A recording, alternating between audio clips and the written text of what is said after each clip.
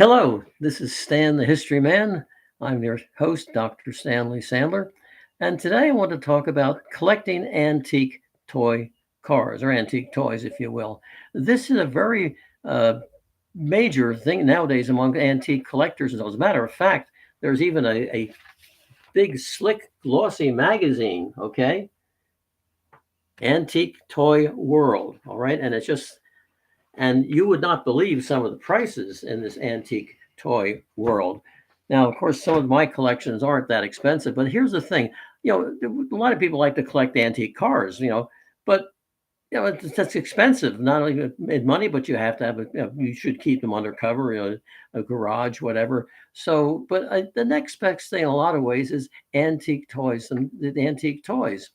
And the reason I'm attracted to them is as a historian, I think, no, wait a minute, that toy was made back in the day it's got a lot of history to it and made it really the way it was. And that, of course, is one thing. Another thing I like about it is they're made with metal. There's no plastic. I'll give you an example. Here's a German wind-up car made by Schuco, made after the war. And underneath it says "Made in U.S. Zone of Germany." It's made with on metal. The tires are rubber. And of course, it's a historical vehicle in the sense that, after the war, there was the whole occupation, the U.S. occupation, the Russian occupation, and so on. So it gives me a sense of history as I look at this car. It's built the way it was in those days. It's built by the people of that time. Okay. Now, here's another one. This is actually now you can. I'm talking about actually antique toys, but there are also models as well. Very detailed models made in plastic with there's a special type of injection plastic, which is like every rivet on it. And I kind of like this one because it's my first car, the 1952 Chev. All right, and that was considered a really hot item in 1952. So antique collection I think it's a kind of a short way or a cheap way to get a hold of some real history, what it was like that these things, the way they were built. Everything with all toys are made out of metal. Well, I guess there's some wooden toys and whatever, but basically, and the companies, a Tootsie toy, and I'll give you a Tootsie toy. Here's a really Tootsie pre-war U.S. Tootsie toy. Okay, it's a mythical oil company, and you see it's metal. Okay, and the tires are rubber. Now you can tell a pre-war Tootsie toy or most pre-war American cars, the tires are rubber. Okay, real rubber. And actually, it's interesting that this rubber has survived all the all those years, like 80 years or even more. Who's to say? So I just it's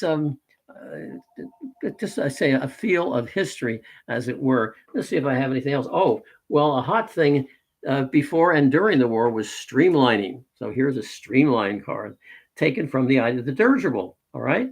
And this would be about 1946, 47. It's post-war, you can see, because of the rubber tires.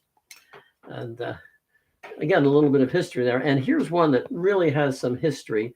I'm going to get it off my shelf here, if I can find it, which I'm sure I can. Well, where is my um, well, now I had a King George VI mail truck, but son of a gun, I can't find it. I hope nothing's happened to it. But those are just some of the ideas of well, my assistant is looking for it now. See, a mail truck, the King George VI red mail truck.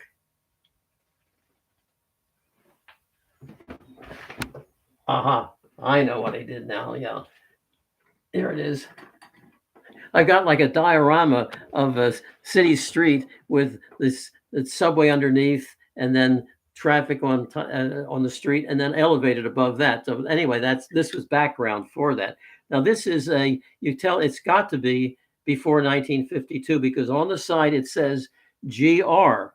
Georgius Rex, okay, King George VI, and he was Queen Elizabeth's daddy, and anything since 1952 would say E.R. Elizabeth Regina, I think it was. So here it is again. Now you might ask, now what are these worth anyway? They're old, they're historical. Well, I was surprised at how cheap something like this might go for $30 or $40.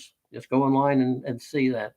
and even more elaborate things like these German Schucos. Let me get another example of a Schuco here.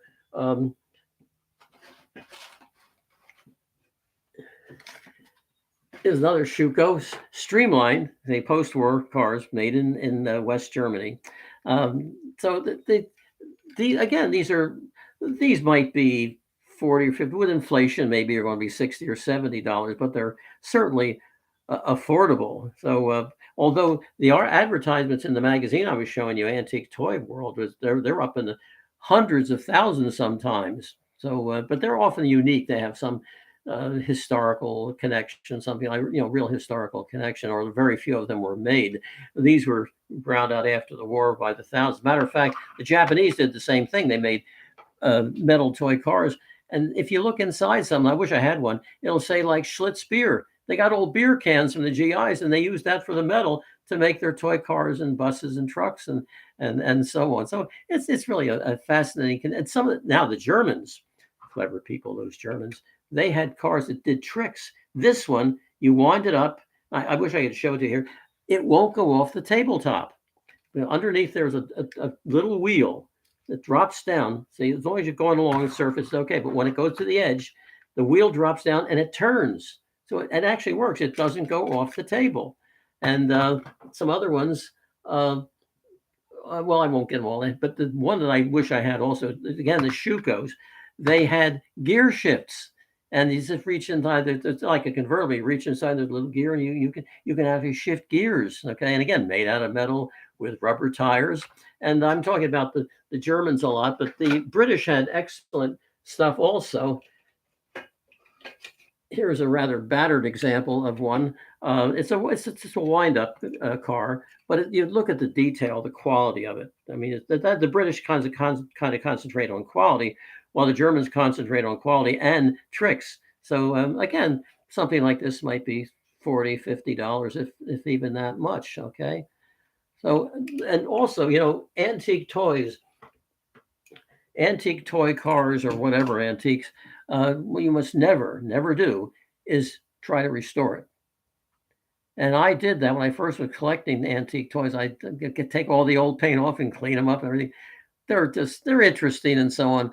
And sometimes they've used for parts or whatever, but never any antique, any kind of collector will tell you that don't mess with it. Like you get a coin, oh, I'm going to shine that up, make it look like it did back then. No, don't do that because you can destroy about 50% of the value of these. So keep the way it was, And sometimes people like a bit of wear to it. So it's like kids are actually playing with these toys back then. It was just kept up in somebody's case or up in the attic or something like that. So they actually like.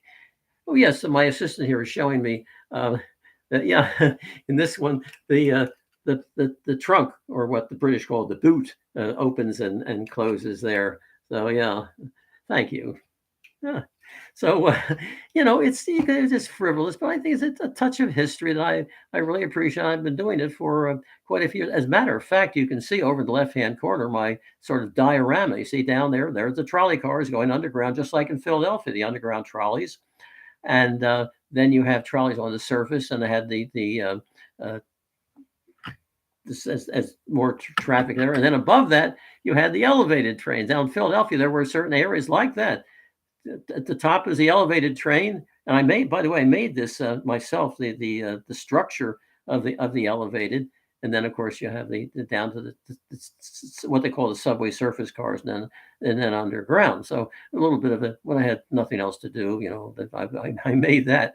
So I'm kind of a tactile historian. I really like technology of the past. I don't want to get totally involved in how many rivets HMS Dreadnought had. But I want to know. I'm just fascinated by the actual to be a part of the past. I mean, we can't go back to the past, so at least we can. The artifacts of the past give us an entry into it. And in the case of toy, toy anything, antique toys, it's a relatively cheap way of going into the past. Well, that's it for another episode of Stan the History Man, and thank you for watching. I look forward to talking to you again. Bye bye.